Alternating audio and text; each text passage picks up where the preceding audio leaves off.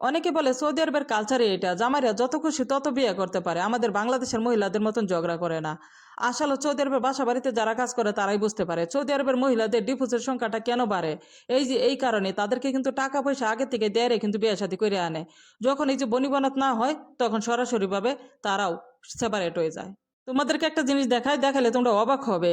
সৌদিরা 6-7টা করে বিয়েও করতে পারে, কাজের লোকও রেখে দিতে পারে। কাজের লোকের 1000-1200 টাকা বেতন দিতে পারোস, একটা পাতিল কিনতে পারোস না। এই যে দেখো, যে পাতিলটা আমাদের রান্না করে আজকে কয়েকটা বছর ধরে খাওয়াইতেছে, আমাদের বাংলাদেশে হইলে কোন দিন আমার বাঙালির কাছে বিক্রি করে দিত।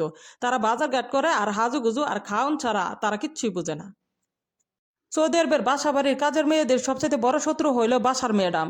কারণ তুমি বাসার বাইরে মনে করো যে হাউস ড্রাইভারের কাছ থেকে যদি বাজার সদাই আনতে যাও তাহলে অবশ্যই সাবধানে থাকবে। এই সৌদি আরবের মহিলারা কিন্তু মনে করো যে হাজি হাজি ভাব দেখা গেলে কি সুরে জানে সুরের খবর। কারণ একটু যদি তুমি দেরি করে যদি বাজার সদাই নিয়ে আসো কিংবা হাতে থেকে কোনো কিছু নিয়ে আসো তারপরে কিন্তু তোমার সন্দেহ করা শুরু করব। তাই আমি মনে করি যে আগের থেকে বি কেয়ারফুল, ওইরকমভাবে কাজ করবে।